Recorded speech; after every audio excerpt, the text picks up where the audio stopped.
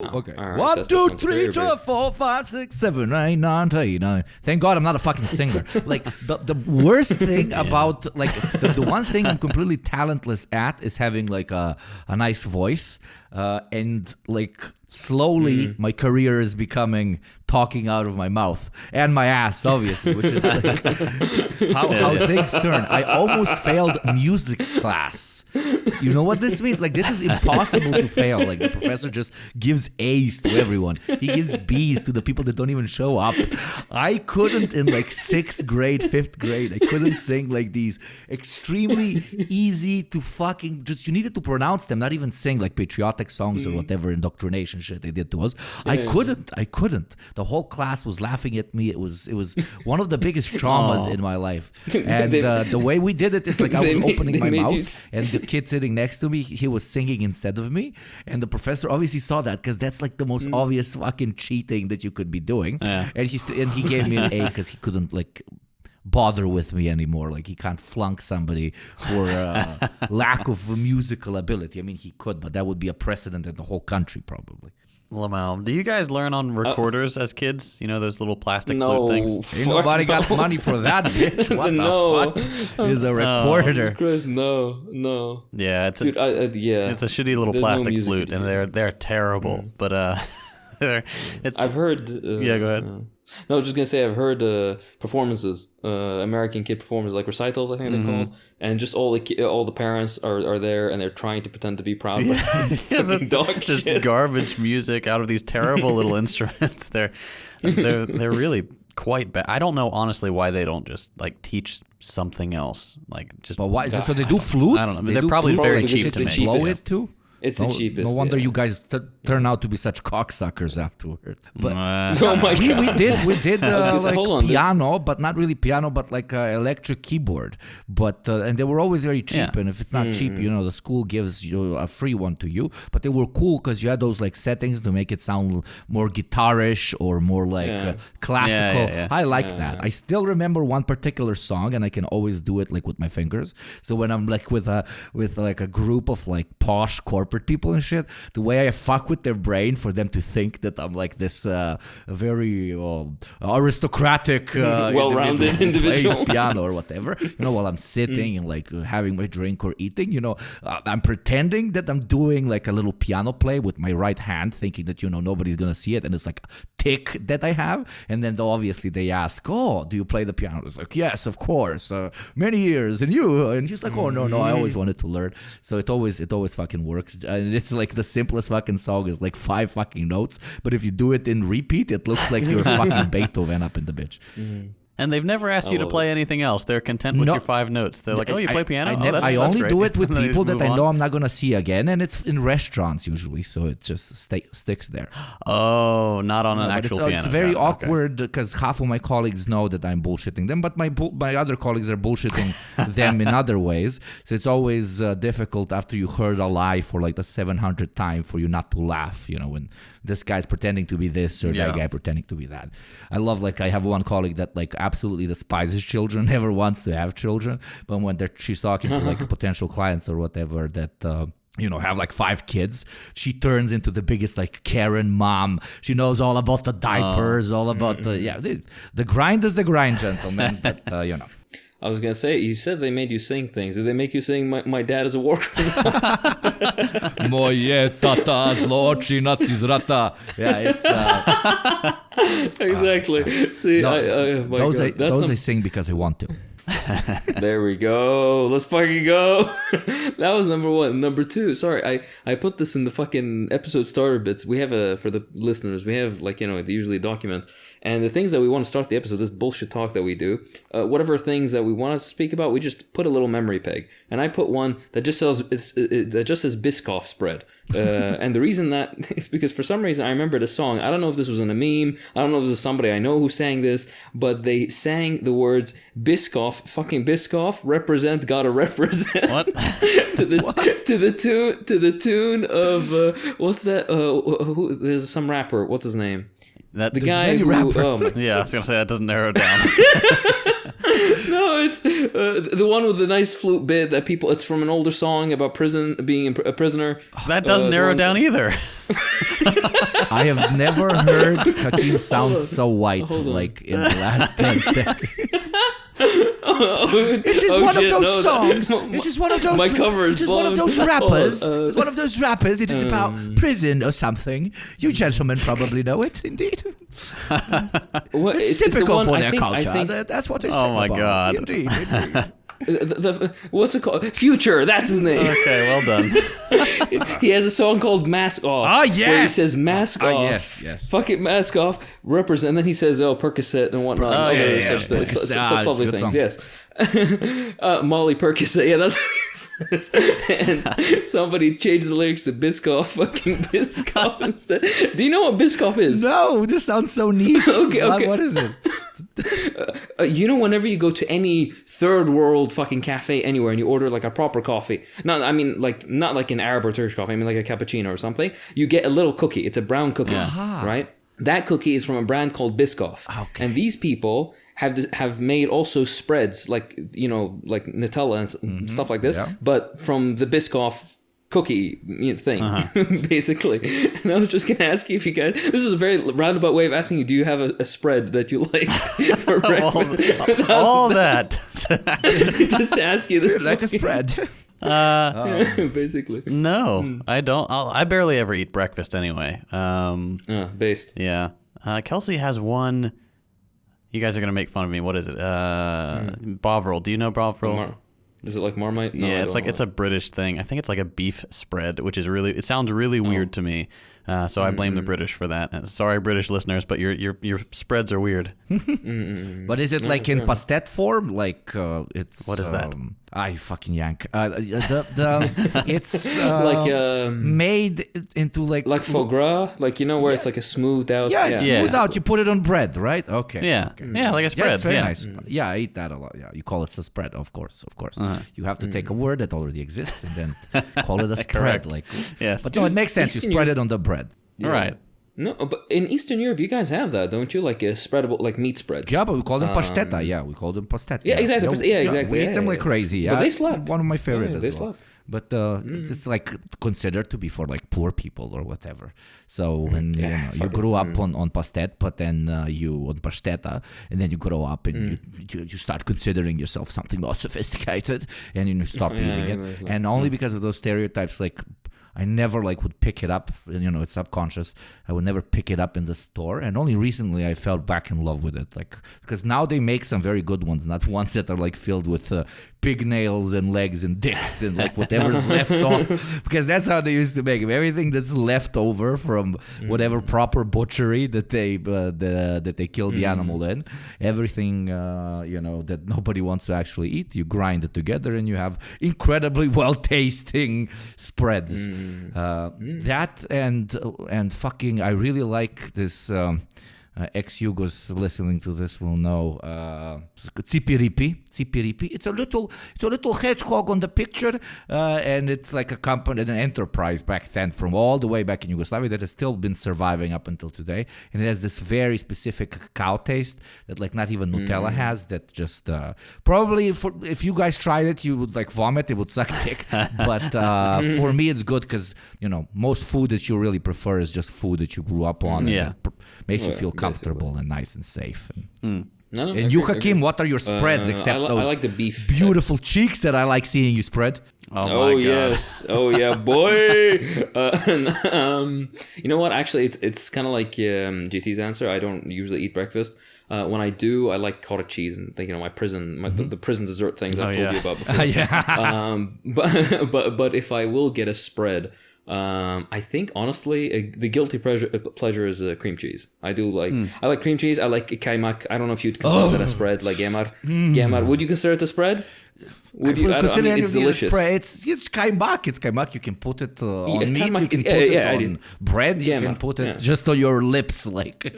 You just fucking demolish it. Oh, we drown it in fucking honey. Oh my god. the fuck up. Yeah, it's yeah. I will literally stand all up and the- go eat, and you will wait for me for an hour. Because at this hour, I don't think I can find kaimak fucking anywhere. There's this great skit done by Key and Peele, who I massively respect, and they had one called Macedonian Cafe. I recommend everyone check it out. Oh, yeah. And it's about the hatred between a Macedonian and Albanian, like a metaphor for how fucked up the Balkans are. And it was so good because it was like, this has definitely been written by a Balkan person. The jokes are too niche and too fucking good. But when they're fighting about how the proper way to make cevapi or kebapi is, I really hate it because I watched the video 100 times. He says kaimak, kajmak. We take the kajmak, and then also Ivar he calls ajvar. And no, they did a great job. I think it was Peel, but that just hurts my soul. JT, say kaimak. It's Kaimak. Kaimak. Very good. There you go. He's one of the good ones. That's He's not a really being difficult racist word. at this And- point. and- I genuinely Give me something think- really difficult to try. No, we can say no, and you can say the Iraqi one, which is maybe a bit easier on the phonetics. Gamar. Gemar.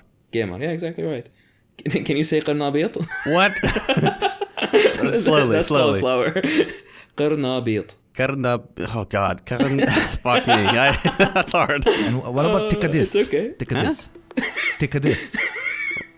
Am I being punked? What is this one? No, just try tikadis. Tika this? Tikadis balls, bitch. These nuts.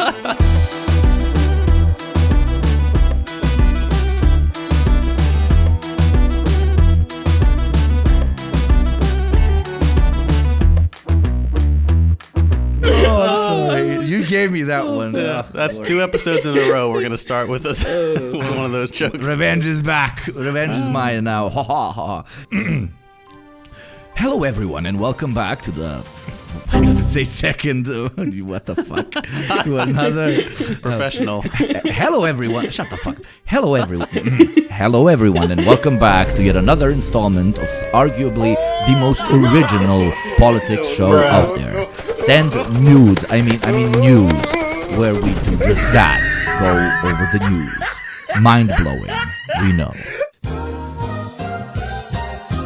For the first news of the day, we have the Lulag, the return, gentlemen, of the actual gulag, the forced vaccination and fanatical destruction of the free speech minorities of Brazil at the hand of evil authoritarian communists. Yes. Jokes aside, if you would actually like to learn more about the recent events in Brazil, where a crowd of rowdy January 6th impersonators tried to overtake the Brazilian government by walking in and sitting around public offices under the hope that the military will come to their help, you can check out our previous episode where we talked to a Brazilian comrade about it. The main interesting development that has come out of that part of the world since then is the decision of the current Brazilian government to act in full force and begin the expulsion of radical Bolsonaristas. That was always a mouthful, and I always fucking ace it to talk about professionalism out of public spaces, including the police, but most importantly, the administrative branch of the different cities in the country. For example, only yesterday, Bolsonaro's former justice minister has been arrested under the accusations of having helped facilitate the riots. Honestly, the guy couldn't look like more guilty because while they were happening, of course, he was in Miami. Like, what is it with Miami and attracting like anyone from South America that just is fucking horrendous? At the moment, it really seems that all those who were complicit in what had happened in one way or another will be dealt with severely. In a way, they gave Lula a perfect excuse to do a little cleanse, something important in my book, even for social democratic governments after like a longer previous stints of the far right being in unchecked power, like the case was in Brazil. So boys, Gulags 2.0, is it a yay or is it a nay? Yay. Big for yay. sure. An absolute fucking massive. Not even joking. Line them up. Vax them all. Do you know my favorite? The favorite thing, the best thing that's come out of this is I saw a picture. You guys have seen the meme. The memes that come out of this With the hip hop hat. Yeah. Lula with the hip hop hat, and he has a badge that says Cracker Control, but the cracker, the K in the middle is like 3 capital Ks. Oh my god, I love it. Black Twitter really popped off that day. Yeah. But Yugopnik, you're right. I think it offers a great like pretense to go and clean up shop after Bolsonaro was running rampant for all those years. So it's a nice way to sweep out those elements, especially those that have lingered in government, and also put like a hardline stance on, hey, you people are not welcome to do this anymore. So I think that's a good thing. Yeah. Absolutely. And not nearly enough has been done. True. And within the confines of quote unquote respectable quote unquote bourgeois democracy, it never will be enough. You can't clean out all these people. They'll just sit and bide their time, etc., etc. Sorry, but you're going to say something. No, exactly correct. But what I only fear out of our light-hearted commentary here is that people are going to be like, oh, but you're supporting something that is not necessarily civilized, quote unquote, or not democratic in its nature. Most Western states in which a particular party wins 50 to 60% of the vote, or even, God forbid, 70% of the vote in elections, does this like in a matter of a week when we're talking about cleansing all members of other parties from absolutely every single position of relative power. That is just what is done after elections. A new group comes into power and it removes the other ones. What unfortunately happens very often in the developing world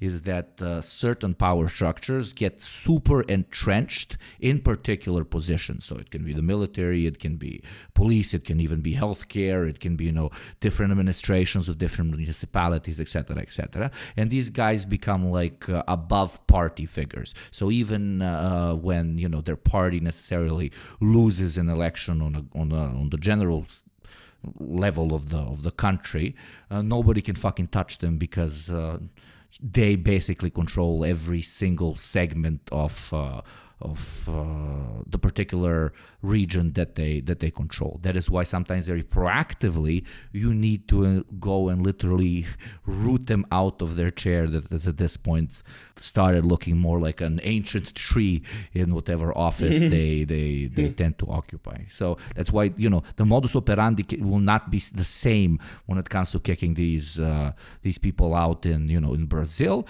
and in I don't fucking know Germany, where the motherfucker will just stand up and go work for a hedge fund or some fucking shit. And also, just a point of relevance is that even in political systems where they don't get weeded out, or like one group, one party, for example, doesn't particularly try to expel members of other parties, it's usually because within bourgeois democracy, quote unquote bourgeois democracy, the general interests that these various parties serve are more or less equal. The differences they have are minuscule, if they even exist in any material sense. So that's why these differences come up mostly in socialist states, because there's a fundamental uprooting of the base of the government setup, which is changing it from serving the interests of capital to the interests of the working class. That's not what's happening in Brazil, by the way. I'm just saying in a particular socialist country. Yep. And you're getting like 1% of this, or 5% of this maybe, with what's going on in Brazil. TLDR, this was a very funny event. Lulags for the win. I'm going to enjoy watching it. At least I'm enjoying the memes, and I want that hip-hop hat. Absolutely. Yes, exactly. That's the important thing. L has a new meaning now. All right, I guess I can take the next piece of lovely information. This is one to raise your spirits a bit, okay? For all the people who are thinking, you know what, there needs to be a revolution, there needs to be a fundamental shifting of the relations to the means of production. All of you are extremists, okay? We need to go the social democratic route. Social democracy is the answer, in which you have respectable politics. Remember, what's it called? What's that fucking the cuck phrase? I disagree with what you believe, but I'll defend to death your right to say it. Death your right to say it, which is basically I'm so like intelligent. Give me pussy. That's what that's. No. This is the equivalent of saying, you know what? I disagree with you fucking my wife, but if and you DS games throw and you Switch games throw in the mix, then hey, I'll look the other way. Oh my That's God. basically what you're saying. So the top 1% globally has grabbed nearly 2/3 of the $42 trillion in new wealth created since 2020. Now I'm going to quote you a nice little quote. It's a bit lengthy, but I want you to get all the information, all the facts, just so you can be sure that social democracy is the way. Okay. All right. And I quote: billionaire fortunes are increasing by $2.7 billion a day, not a week, not a month, not a fucking year, a day. While at least 1.7 billion workers now live in countries where inflation is outpacing wages. Wages. Wages. Oh my God, fuck me. This is all in the quote, by the way. This is the me saying fuck me is in the quote. And I continue. At the same time, half of the world's billionaires live in countries with no inheritance tax for direct descendants, putting them on track to pass on $5 trillion to their heirs, more than the gross domestic product of all of Africa. Oxfam said a 5% tax on the world's multimillionaires and billionaires could raise $1.7 trillion a year, enough to lift 2 billion people out of poverty. And this is they hear $42 trillion of new wealth have been made, and 2/3 of this has went to 1%, basically. And their solution is, hey, we should put in a modest 5% tax. Yeah. All right. In my fucking shithole, I pay more than fucking 5% tax. Okay. What is the thinking? What were they thinking? What is the mind process that leads you to see these gargantuan, like unfathomable figures? I don't think, like, I would have to actually think about how many zeros there are in a trillion before I fucking write it down. That's how fucking big of a sum this is. So I am confused because you said this was going to raise our spirits, and my spirit is still thoroughly subdued after this news. Exactly right. This is but hey, there's gonna be a Nintendo Switch game in it for you. So. Dysfunction. No, I'm just making the meme that a fucking social democrat and these types are thoroughly inept. Thoroughly incompetent, thoroughly, what's the term? Nefarious. That's the word. Nefarious in their because they know what they're teaching or what they're preaching is bullshit. They know what the solutions that they hold are nonsense. They're not going to fix anything, but they are within a certain like structure. Yeah. They serve a certain class interest that is not the class interest of the vast majority of people. And they lie through their teeth and they suggest stupid shit like this. These completely inept solutions, like a 5% tax, which by the way will never happen ever. Exactly. That's the thing. And even if it does, they'll skirt. And by the way, they're like, in countries where they have where the wealthy can really easily get away with tax evasion, like in India or Nigeria, right? You think these people who have like judges and police and all this kind of people basically in their back pocket, if they aren't themselves those like holding those positions of power, etc., you think these people will just acquiesce to giving even a modest sum, which would be 5%, is complete nonsense. By the way, apparently this entire topic is to be taken up at the World Economic Forum in Switzerland, which is taking place now, and I quote, will be attended by 52 heads of state and nearly 600 CEOs. Yes, these are the people who are going to sign off on the stupidity of this. So anybody who's wondering, there is going to be a new DS, a new Nintendo Switch game. Yes. For you, so. Yes. New Animal Crossing. Pointing.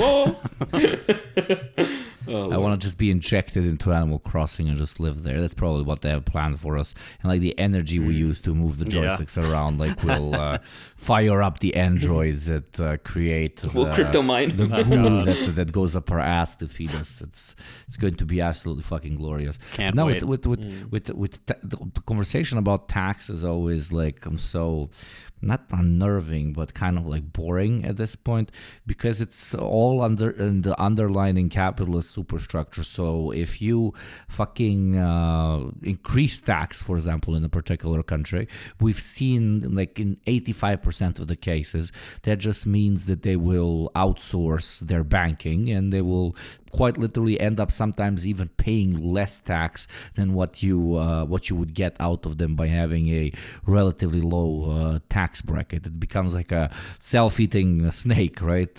Where you basically cannot win against them. That's why, like, reform, maybe out of the three of us, I'm the most sympathetic to reform and sort of whatever, but like with just thinking that you can, establish a more just society by reforming your your way into it when it comes to tax reform your way into it. You would have to do it on a literal global level, because as long as there's like any shithole fucking tiny island that can call itself a fucking country and is willing to make a buck out of laundering money for the super wealthy, they will proceed to launder their money. So either you have some incredible card up your sleeve that is somehow going to inspire the bourgeois, the international ultra elites to actually say, no, maybe I should pay my part always, and then we make taxes 50, 60, 70%, or fuck it, even 30, 40 on a global level. Let's be as modest as fucking possible. Unless you can do that, there is no way that increased taxation will lead to any real changes on the ground, which is unfortunate because, tax the rich sounds really cool, but it doesn't really work like that. And sometimes we can have a whole episode on this. In countries that can print their own currency, like the US or Japan or European Union to an extent, depending on which states that follow modern monetary policy, they're like taxes literally don't go into anything. It's like digits that fucking disappear. It's literally money getting burned. But it's as Hakeem beautifully put, as always.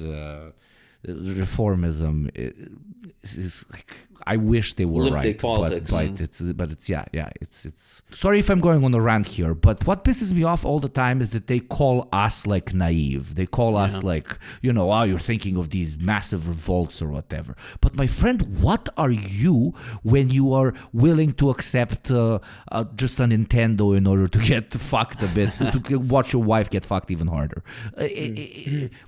Are we really the naive ones, or are you? And I think the answer for the last 30 years, almost every year, was that they are the ones. Because at this point, their wife, whatever, at this point, they're fucking their dogs, they're fucking their couches, they're pissing on their walls, and they're shitting on right next to the toilet bowl, the bourgeois in our apartments of the collective proletariat. But no, we are the naive ones because we understand what actually needs to be done. But okay.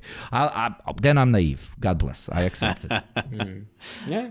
Wonderful rant. All right, moving on. Well, this is some U.S. domestic news here, as you all know and love. You've probably heard of Fort Bragg and how it's kind of been sus for a while. It's a military base in North Carolina where a number of people have just turned up dead. Like, people have been murdered or, not goated. They've quote unquote died mysteriously, things like that. And so people obviously took this to mean any number of conspiratorial things, anything from they're researching chemical or biological weapons there, or like weird mind control stuff. Obviously, none of that was the case, but now they've officially kind of cracked it, and the conclusion is the same as always: drug trafficking and at least one instance of human trafficking. This is all linked to one particular group, the 3rd Special Forces Group, and Delta Force, the super cool guy. Really? Yeah. The chuds be chudding, man. The chuds be chudding. I didn't expect the chuds having it in them to like actually develop like a business, fucking dealing drugs, bro. Like, these motherfuckers just shoot at kids. That's like the pinnacle of their fucking intellect, what it allows them to do. Yeah, I mean, turns out it was just a group of these special forces guys who were like pimping out underage girls, to the service members at the base. And there was one quote that stood out to me from one of the special forces soldiers. I don't think this one was involved. He said, "This is what happens when there is no war, no direction, and an 18-month red cycle with no mission. So dudes are fucking around with young kids and the craziest drugs. All these lives ruined because people are just bored." Like, excuse me, but I don't think that when we're bored, we're going around and like pimping out children to special forces members. Like, Jesus Christ. They're gonna find us out. I have so many pizza place basements. No, exactly. Yeah, that's just like, I don't know. There's this rot at the core of all of these institutions, especially the military institutions in the U.S. And to excuse this kind of behavior, that they can get away with because they're part of this elite organization, the special forces or whatever, by saying, oh, they're just bored. You know, boys will be boys when they're bored. That's so unbelievably gross and unacceptable. And but of course, it's not shocking that this stuff happens because it happens every time. It happens all the time, especially in places occupied by these groups outside the U.S. But it's only here that it becomes a problem. Exactly right. This is a common practice abroad. Yeah. The American military is known for this, and it's the sort of thing that the American military and every other institution, including, by the way, like ambassador staff and what's it called, like these diplomatic staff, people who think they're important. Mission, yeah, exactly. All these people, they do this, and the U.S. will expend no effort. Will spare no expense. That's the term in protecting these people, hiding them, and not carrying out justice. However, the American legal system defines justice, which clearly isn't very well. But yeah. Well, there you go. Mystery solved. None of us are surprised, and you shouldn't be either. Anytime there's some kind of weird conspiracy thing going on at a military base, you can bet it had something to do with weird, perverted sex stuff and drug trafficking. It always does. Speaking of sex trafficking, as most of you probably know, the top G, Andrew Tate, together with his brother, have ended up deep in a Romanian prison cell somewhere. They're being tried and accused of some heavy-duty shit. All of their assets that the EU has access to have been seized, and the Romanian government has their foot so far up their ass that Tate is trying to rally his side or whatever any way he can. Some stuff as pathetic as saying that there's no actual proof for the accusations, even though we have beyond enough witnesses, as well as he himself saying that he loved to R-word one particular woman on voicemail, which, you know, horrible, but also so fucking stupid. Like, if you are an R-wordist, like, why would you? Okay. As well as, Hakim, you will love this one, as well as LARPing as being a devout Muslim by walking around with the Quran every time, cameras might be able to take a shot of him. So he might end up like trying to spin this of like, I don't know, evil Romanians hate rich Muslim in their country or some shit. But yeah, bitch, welcome to Eastern Europe. You thought you could come here believing in all the stereotypes you could muster, but after you got away with it multiple times, by the way, in the UK, Mother Romania has a chance of making you pay. But, hey, let's see how it goes. What's most concerning, though, to me, is the literal, to me, it's genuinely shocking. Like, I'm experiencing culture shock every day I open fucking Twitter in the last week. There are literally tens of millions of fans who have been aggressively supporting him even since proof of just how fucked up this guy is came out. When these are, I guess, the idols of our time, then Rome is really fucking falling.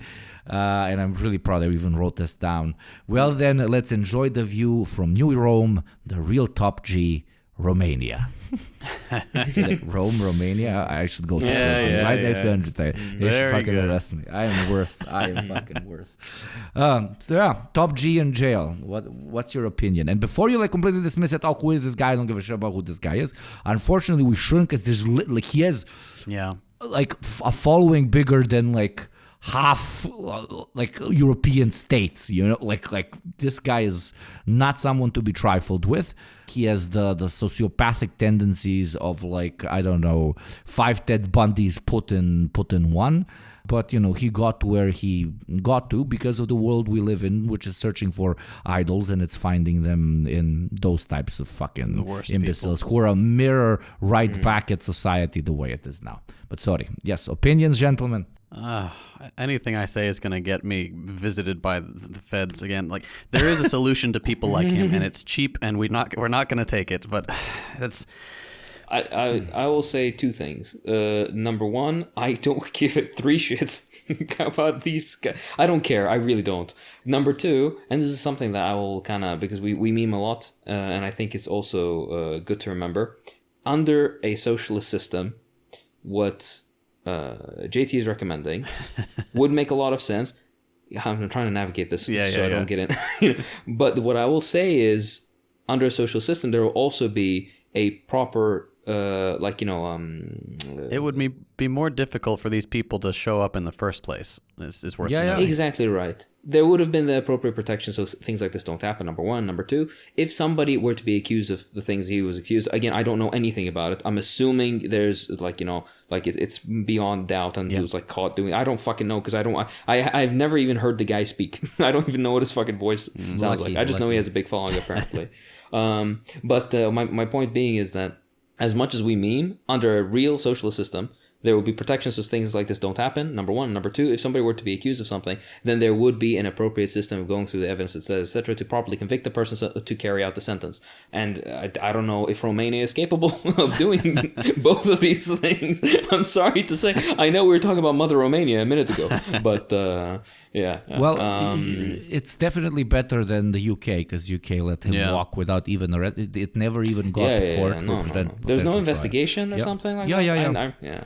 I mean, there was an investigation, and after like a shit ton of witnesses came up, and after like real material evidence was found, the UK police, the Scotland Yard or whatever, they were like, there's not enough to actually start up a case. Are you surprised by the UK though? Didn't it just come out like last week that one of the head prosecutors in the UK is basically a known rapist? And I'm sorry to say, but like, and this is the guy who's supposed to be dishing out justice. It's such a fucked up system. But the West is supposed to have the best judiciary system in the world. The American one is very. It's built to serve these people that are doing the crimes. Is the issue? Yeah, exactly right. Look, I don't know what to say about these people. Justice, inshallah, will be served in whichever way it falls on these people. If it's the JT solution or otherwise, but that's what will be called. That's what we'll call from the JT solution. That's the euphemism from now on. JT. It's exactly what JT mentioned briefly after we touched on what we are supposed to do with people like him, because he's like literally a textbook example of even though now he has become the predator, so I'm not gonna turn him into a victim or whatever the fuck, but just Andrew Tate as he is, the son of an incredibly successful chess master, a person with who has found purpose in his case sports, kickboxing specifically, who does that sport, eventually he has to stop because of age and because of lack of success, etc., which then makes him say, okay, what sort of other purpose can I find in this world? And capitalism, when it comes to finding meaning, constantly dishes out the number one solution, the number one way you cannot feel like a fucking loser, and that is if you make big fucking dinero. So this guy who only had previous experiences in being very tough and very physically strong, used that the only labor basically that he knew, together with scamming the system, whatever the fuck, however the fuck he can, because he was directed at the goal of what we define as success, and that is having a shit ton of money. And whenever you listen to his philosophy or whatever, and what grabs a lot of people, that is basically the gist of the whole thing. He tells people, I don't care how you make money, but the only way you can genuinely consider yourself as having made it is if you make money. And he unfortunately really believes it, and probably that belief system, that ideology, pushed him into becoming who he ended up becoming, together with his brother and whatever. It's even the most fucked up and vile of degenerates that we see around us are as much obviously predators, but equally sometimes victims of a system that it just stimulates them in becoming these pieces of shit. We really need to stay away from the whole mentality of they are who they are, people are born like this or whatever. No, it's the system that fucking turns them into these fucking disgusting animals. We said this many times on the show, but imagine how many Nikola Teslas were fucking unfortunately born in a starving village somewhere in the fifth world, and they lived till 12, never being able to give the gifts of their of their soul to the world. Who knows? Maybe Andrew Tate in Alternative Planet was actually a okay fucking dude, but not in this one. So we will judge him based on what he did in this one. The fundamental issue with all this is that there's alienation in society, which gives these people a platform in the middle. In as a result, he wouldn't have had this sort of reach if there wasn't an actual. I don't want to call it crisis of masculinity because that makes it sound a bit, But there is an issue with lots of young men who who feel like they don't have a drive, and then they get co-opted in certain movements because in their societies, masculinity and positive masculinity isn't defined and is definitely not practiced. And as a result, you end up with people who find who get attracted to people who perceivably have whatever meshes with their preconceived idea of what being a proper man is like. So money and women and this and that, or certain opinions, etc. So that's why you got people who went the fucking Jordan Peterson route. You have people who go the fucking what was the nonsense MGTOW or whatever it was called, red pill fucking bullshit. There you have people go the Tate way, or you have other weirdness as well that happens. Like us, become a communist. We are also a cult. Let's go. But the only real cult. Wait, that's exactly what a cult would say. Yeah. Just a second. Moving on to arguably, I think, something that everybody's fucking tired of now, which is the Russia-Ukraine nonsense. At least, okay, you know what? I'll speak for myself. I'm very tired of it, personally. And he said it in a different context, but he still said it. I'm very tired. Yeah. Exactly. I actually said that before when we just hopped on, and you hadn't hopped on. I was talking to you, and I was like, yeah, I want to make the meme, but yeah, I'm pretty tired today. Poor Hakeem. No, but you're gonna look. The merch is coming. So. Yes. The thing that I dislike the most about the reporting currently is how everybody has this comedic approach to depicting Russia. The fucking Ukraine is the Avengers and Russia is the guy with the big head. What's his name? Thanos? What the fuck? The guy who snaps. All right? Yes, Thanos. I don't fucking know. I don't watch this garbage, okay? Half patrons lost, literally right now, the second you said that sentence. Exactly. You know what? I don't like the French and I don't like Marvel. I don't know what to tell you. And I'm kidding. Enjoy what you like. I'm going to just mention a couple of stories. The first one is apparently Russia is the reason that, when you go into the shower and you turn on the water and the warm water, immediately it's cold water and it takes an extra 2 seconds or 3 seconds before the warm water hits, right?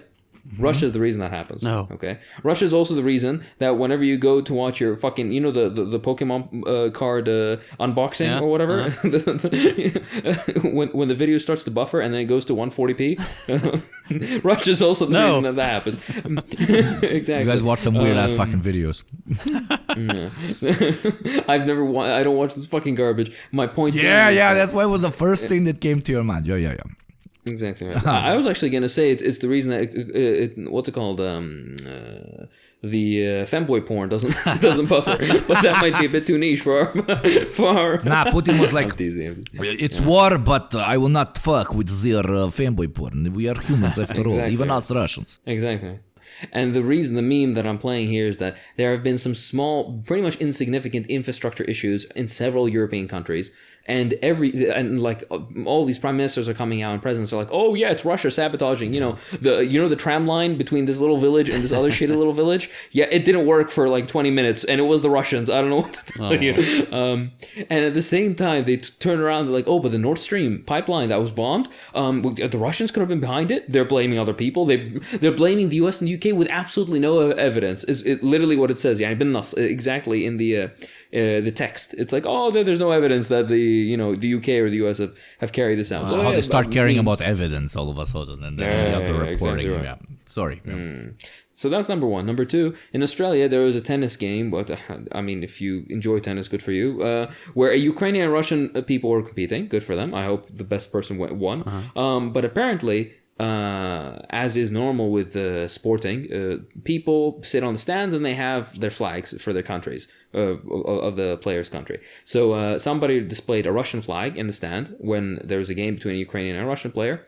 And I kid you not, the Ukrainian ambassador to Australia threw a fucking fit on Twitter, basically being like, oh, this is not this is all this fucking nonsense. People apparently in the stand started calling the police. What the heck? Because it's a sporting event. It's literally just but that's racist. That's like textbook fucking racism. Because the state does something, you generalize everyone. When did we forget? like we did this to motherfuckers like Hakeem for like 20 yeah, fucking yeah. years, and I was like, wow. They still do it. They still would do it, just, don't worry. exactly. They still do it. Sorry if it's out. I'm like, no, they definitely do. But it's like they were like waiting, you know, like libs especially. Neocons, they always fucking do it. At least they're honest in their racism. But the libs are like sitting behind, you know, the desk, just fucking waiting to say a fucking slur. And now all of a sudden, you know, you can do it to Russians. They're like, fuck yeah, fucking give me a fucking Russian baby. I'm gonna fucking fuck it. You know, like. Oh my god. Yeah, but no, honestly, somebody's gonna clip that. It's gonna be funny. Oh my god. But you're so right. And by the way, the Australian Tennis Association, or whatever the fuck, the esteemed Australian Tennis Association, they put out the statement basically saying that they have banned the display of Russian and Belarusian flags now in any games, in the stands or anywhere else, which I just find, like, again, it's so childish. It's like, I remember when the war first happened and they banned Russian cat breeds from competing in cat shows. Come on. I'm like, what did the cat have to do? The cat doesn't know what's going on. Like, the cat doesn't know where it is. Oh my god. You think cats recognize borders? Yeah, Jesus Christ. Anyways, going on, like, moving on. Another garbage fucking, sorry, I'm talking your ears off about this, but just so you know how tired I am of this. Ukraine has yet again started yelling, oh, we need more guns, more tanks, more this, more that, because the Russians are, oh, there's going to be another offensive, blah, blah. And apparently also the current shipments of weaponry and ammunition and whatnot isn't coming in fast enough either. So Zelensky's, you know, they're seething about this. And Latvian, Polish, UK, and US politicians have been pushing and yelling at Germany to throw in basically a bunch of tanks to send them to Ukraine. By the way, we're talking about 14 tanks, so basically nothing. And Germany already has such a small stock themselves, which is, funnily enough, they are very pretty though. They are very pretty tanks. Yeah, they're pretty, but when you can only produce like only produce like 6 a year. Yeah. My God. You make sure they're little pretty boys. Exactly. Hold on. I'm gonna give you a quote from this fucking from what's his name? The Latvian president. He said, "Today Ukrainians." Sorry, I will have to interrupt you. You were talking about Australia previously, which doesn't exist. And now we're talking about Latvia, which also doesn't exist. Basically, as you're munching on, God knows, are you munching on the kaimak? No, the kaimak. No, I didn't have any, but I have like this cottage cheese. You're so cute, Abby. I'm sorry. I thought you couldn't hear it on the mic. No, enjoy, Habibi, please. It's what's it called? Honey to my ears. Have eat to your fill. Anyways. To quote, today Ukrainians are fighting not only for their freedom, but also in defense of Europe. Yes, the defense of all of Europe. Because, you know, if they're not stopped at the gates of fucking Donetsk, right, they're going to roll on through to fucking, you know, to Normandy. All right. Anyways, the biggest point of this, which is completely missing, is after all this destruction, all this pain, and all this fucking suffering, who's going to rebuild Ukraine? Which money? Whose money? What about regular Ukrainians? What is the point of prolonging this conflict to this point when Ukraine has absolutely no indigenous capacity to produce any weaponry at this point to continue the fight? So they basically have to rely on the productive capacity on all of Europe and North America to basically continuously send them weapons. It just reinforces the usual point that Washington is ready to fight Russia and Ukraine to the last Ukrainian, but they don't care about Ukraine or Ukrainians themselves. No. Is there any point to add, or can I move on to the last? It's fucked because, like, at the same time you understand Western policy when it comes to the current conflict, and that they will fight up until the last little brick that the commies build in Ukraine becomes absolute rubble. Rubble, not like the Russian rubble. Haha, that was a triple threat. That wasn't even intentional. But yeah, but at the same time, like, you can't. They are really well-meaning, and I respect them 700 times more than the warmongering fucking psychopaths. But there are, you know, extremely well-meaning politicians and also philosophers, etc., coming out and being like, let's just stop this. Unfortunately, you know, if you give this argument to a random Ukrainian, no matter his political ideology, I can understand why they'll say, fuck off, no, man. We're going to beg as much as we want, and we're going to fight as much as we want, and we're ready to lose X, Y, Z percent of our population. It's I can't go and tell a Ukrainian how to fight. I would say, if I don't know if they've done polling on this, but I would assume if you were to act, because Ukraine is not, again, like, there's not one uniform opinion in the country. Depending on where you are, there's going to be different opinions. In the far west of the country, sure, that might be the case. But if you're in the south or southeast, or where the war is actually happening, I'm pretty certain, or at least I have an inkling, and previous polling has kind of yields us this point, that people I would think would be okay with just what's it called, a ceasefire, and then whatever parts that Russia has, they keep Crimea. It doesn't matter as long as the war just stops, so people can go back to real life, go back to universities, go back to regular jobs, etc. I mean, Ukraine in peacetime didn't have pensions and didn't have reasonable wages. Can you imagine what it's like now? Yeah. So it is like the realities of war really enforce themselves, and then you realize, hey, you know what? It's easy to be like, oh, we're gonna fight to the last man, but when you can't feed your kids, or when like a 20-year-old your 20-year-old daughter can't complete her education, or she's gonna lose many years of her professional life to basically nothing, like wasted time. Right, then this sort of stuff becomes, if not life and other, loss of other way more serious things, doesn't take place first. So yeah, it's a complex discussion, and I think it's more appropriate for Ukrainians to have this discussion than us. But yeah, exactly. That's why I was saying I don't want to tell them when they should stop a war or give up in a war. They need to decide for themselves, because they were the ones that were openly attacked. What's it called? I was gonna say, JT, one day you will also experience war on your own home turf, and then you'll also be able to contribute to this discussion like me and you go. I'm the teasing. Great Patriotic War between Texas and Oklahoma.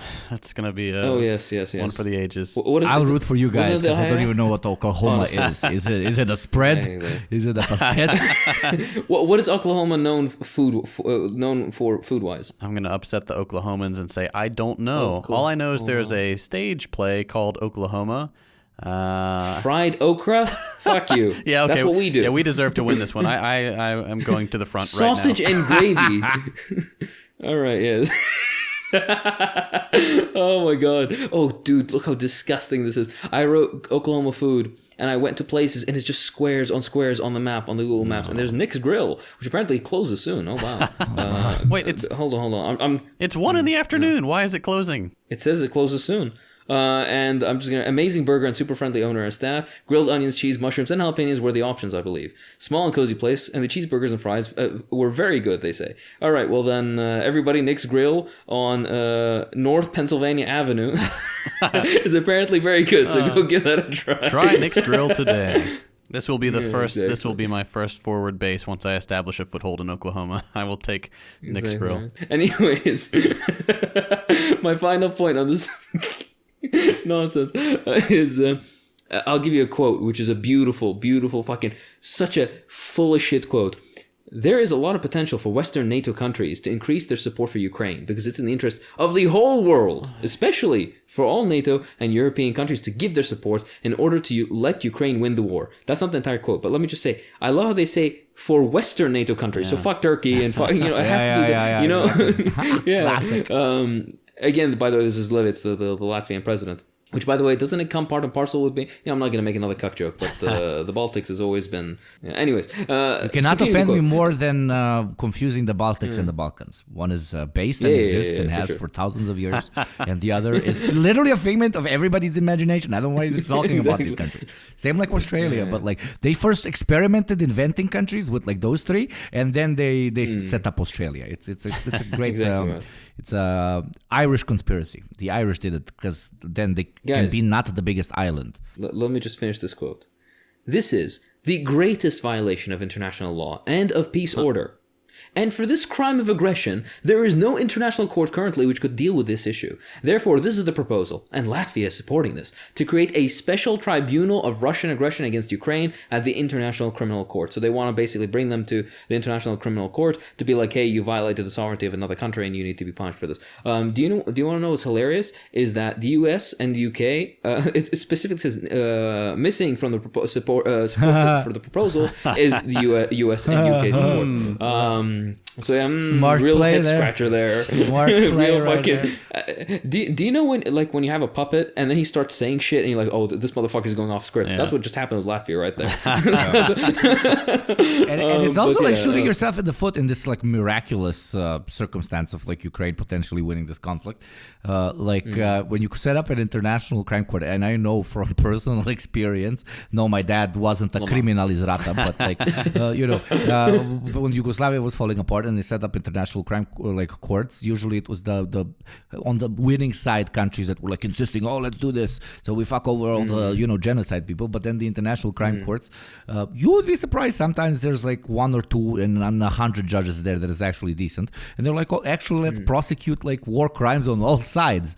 So what I'm saying is, in a world where like Ukraine potentially wins this conflict, they will be the last one who supports an international crime court, because as we all know, when national wars end, you gotta clean up.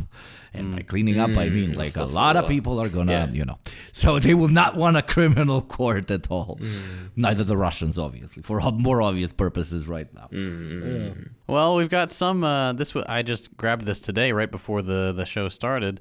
Ken Klippenstein, everybody's favorite investigative journalist / shitposter, got a hold of some heavily classified or redacted U.S. military intel from 2020. Which suggests that COVID was not man-made after all, after all the fear-mongering that the U.S. did about that. If you go through the document, it's still pretty redacted, but the TLDR of it is, according to scientific sources, this is quoting from the doc, according to scientific sources, scientists would not have purposefully created the virus based on the current knowledge of coronavirus genomics in the field.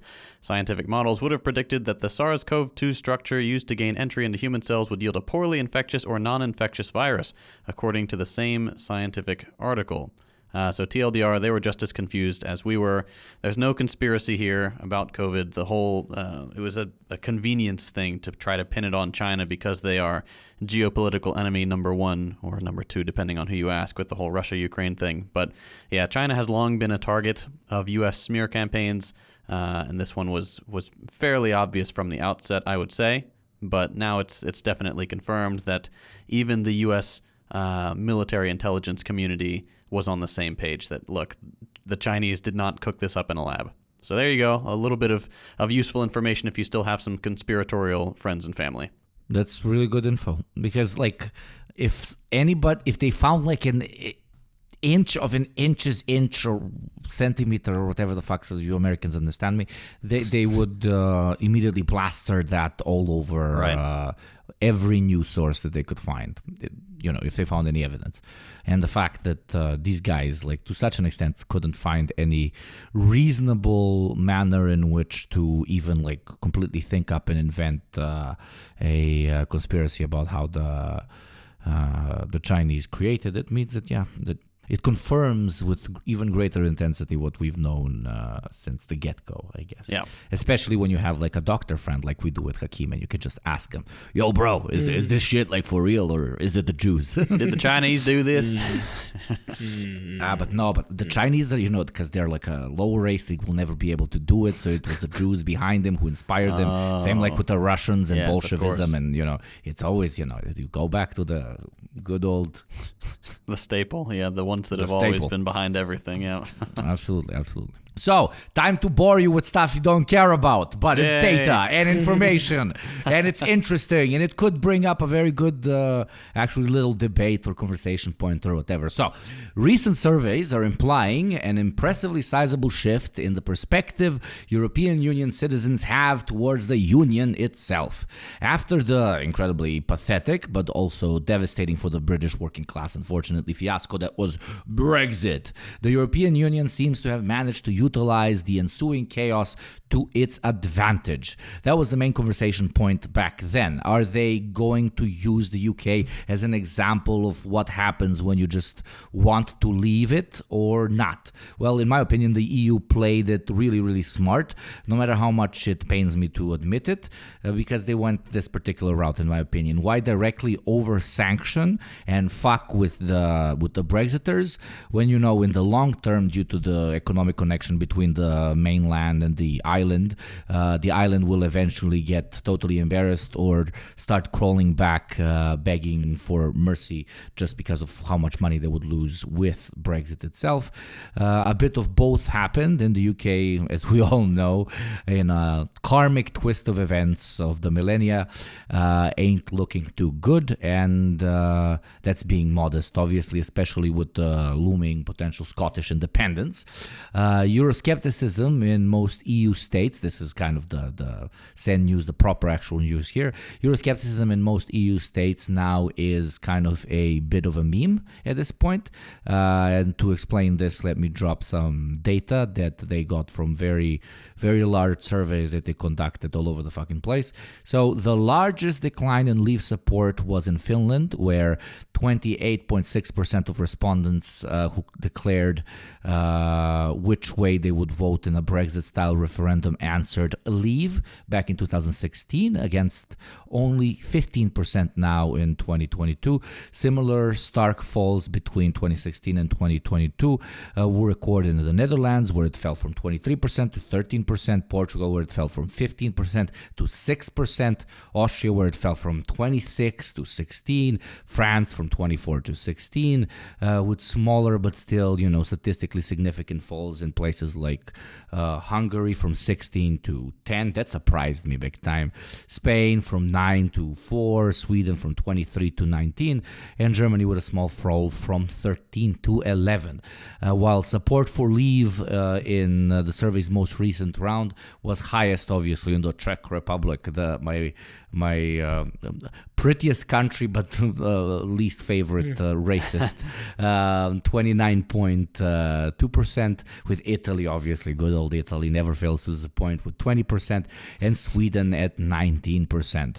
But even in those countries, it had declined by an average of 4.5% each, with the top one being 9.1%, 4.6% declared back with the ones that I cited previously, with Leave being the least popular in good old sunny Spain at 4.7%. So take it whatever way you want, especially from a revolutionary perspective or whatever, but all in all, in my opinion, this is relatively good news because it's less talking points for the right, who obviously militarizes the international aspect of the EU as, a concept which doesn't really even exist in the EU, but you get my point, to further their own, agenda.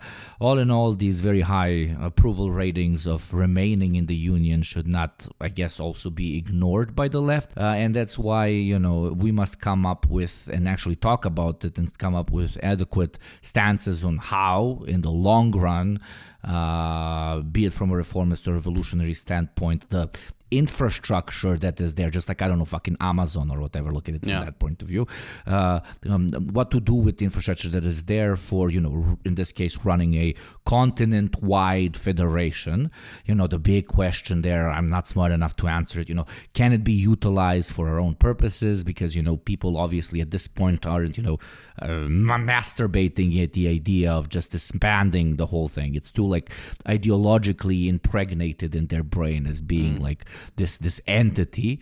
My hot take of the day, I guess, is that, this time the liberals in the walls, I guess, won't come for me, but instead the great revolutionary LARPers in the walls will.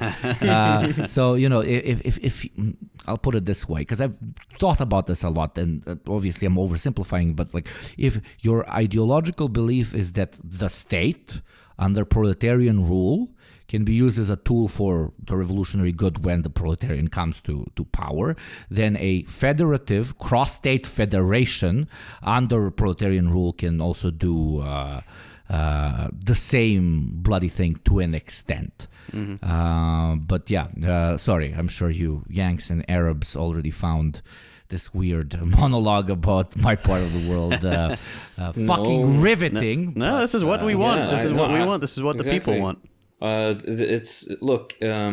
The American populace is thoroughly uneducated. It's true. It's true. I don't know.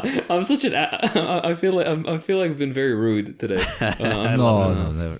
I'm in that kind of mood. I'm teasing, but no, they're probably these sort of things. Probably half of them. I'm listing out countries, and they're like, "Are those cities? Are those countries? Are those continents? What is that? Pretty are sure those oceans? The Czech Republic and ocean.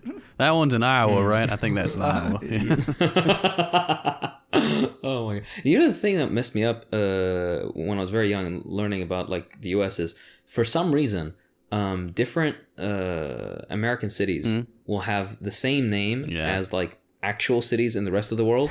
So they'll be Beirut in Lebanon. There's going to be a Beirut in fucking Arkansas. Oh yeah, for some reason.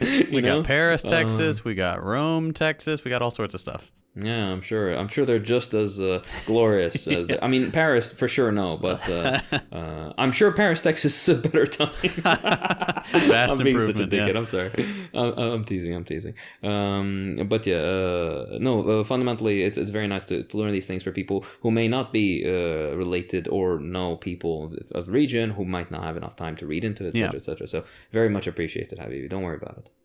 I will move us on to another point, which I think everybody also is equally very tired of. It's the unending anti-China nonsense.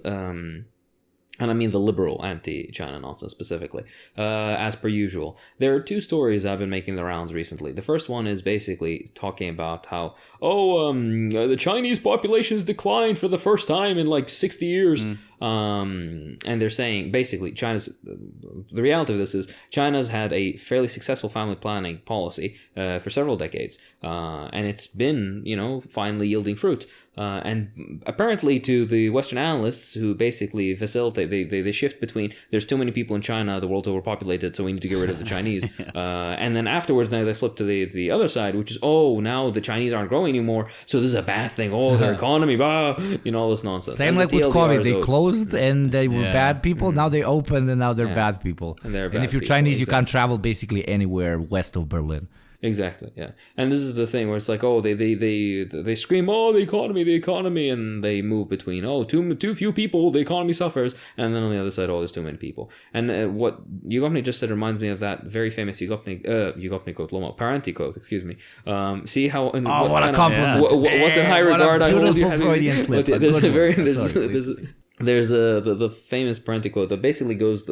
It's a very long quote, and the meme that he's saying is, when the Soviets do one thing, it's viewed negatively. When they do the inverse, it's always viewed negatively. The primary assumption and the drive is to represent whatever China would possibly do or could possibly do, just like the DPRK, for example, is to make it negative. No matter what is good. China could tomorrow literally cure every single cancer known to man, and they'll be like, But at what cost? Exactly. Yeah. Oh my God. That's the first point. And the second point is, apparently, China's economic growth has somehow both exceeded expectations while also at the same time being very bad. Just unbelievably garbage growth. But also it's way better than we were expecting. And it's just this cognitive dissonance that they have mentally. And I'll give an example. Chinese growth has been better than in every single Western country. Chinese economic growth. Yet they still are like, no, but China is not growing like it was in 1987 when they were growing at 12% a fucking year. The incredibly now mature, productive economy, like manufacturing economy of China.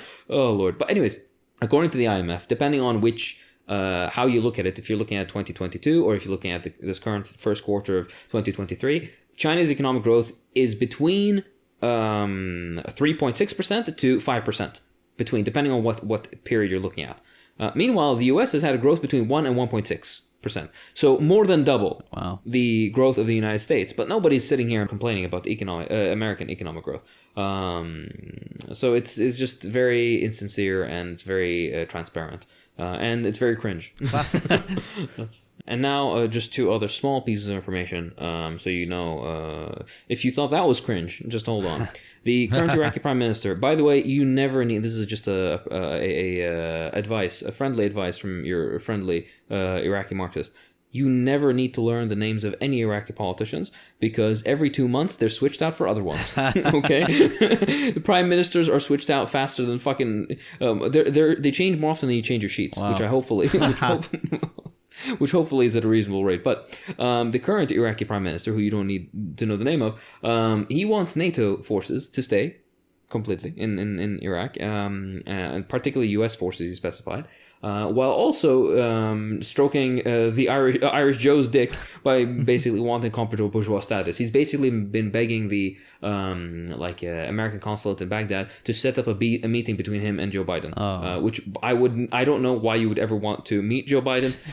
Actually, unironically. could be possibly a vibe. Yeah, just have an ice cream with Joe Biden. I can't wait to hear what he has to say about segregation and all that. Yeah, no, I was just asking. I was like, what do you have to say? I would do a Rorschach test, but with words. I'd be like, with phrases, I'd be like, bad side of town. What does that mean to you?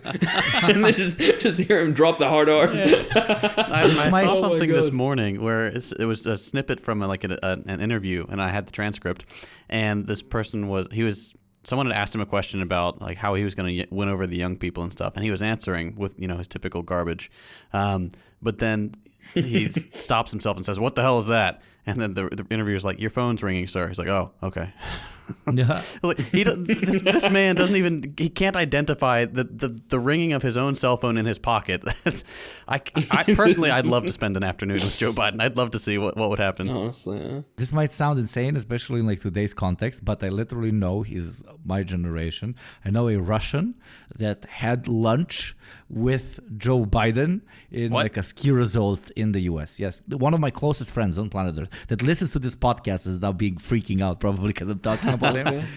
He was skiing somewhere and they entered this restaurant and all of a sudden like 5 guys in suit security come in. This is before he was president, obviously, a long time before he was president. And they walk in. No, but I think he was VP then with Obama. And they walk in and he sits down.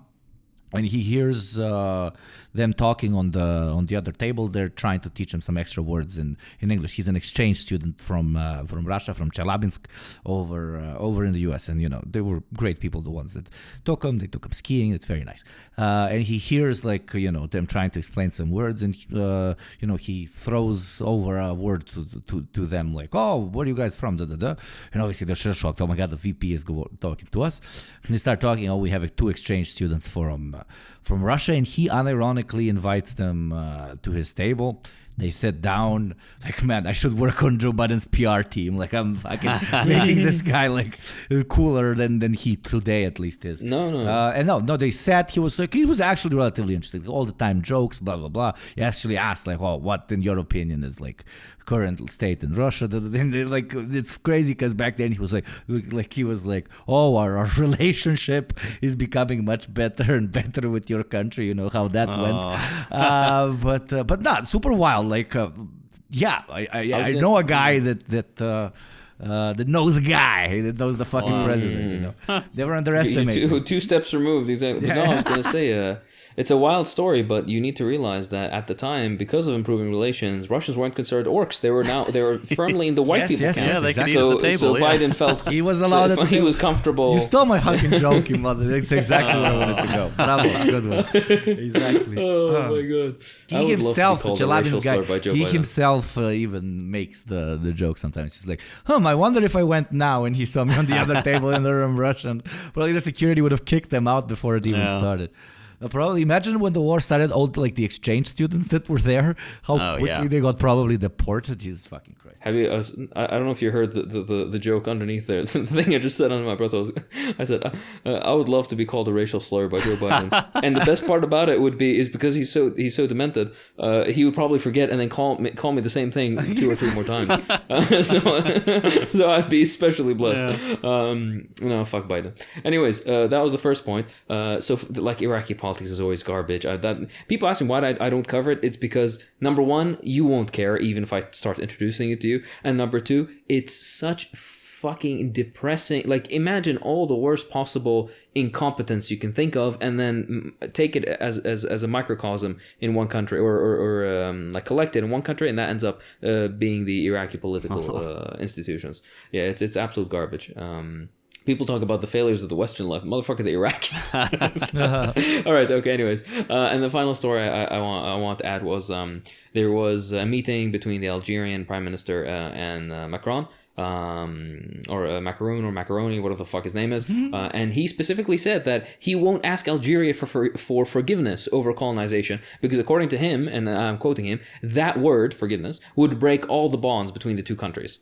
for him to just be, to like, by the way, the completely fucking benign and limp dick thing to just be like, oh, I'm sorry for the hundreds of thousands, nothing, actually millions. Yeah, it changes fucking nothing. But even that is fucking too much for him. And by the way, right after this, he also started questioning whether Algeria really existed as a country before being colonized, and kind of went down the road like, the French kind of made Algeria. I'm like, yani, Wow. yeah, Remarkable. yeah, and you guys wonder why I don't like the French, but I'm teasing. I'm fucking. Oh god. You know, at first I was making the joke, but now every once in a while somebody will be like, why doesn't Hakeem like the French? Yeah. I'm like, you know what? I'll continue the meme. Fine.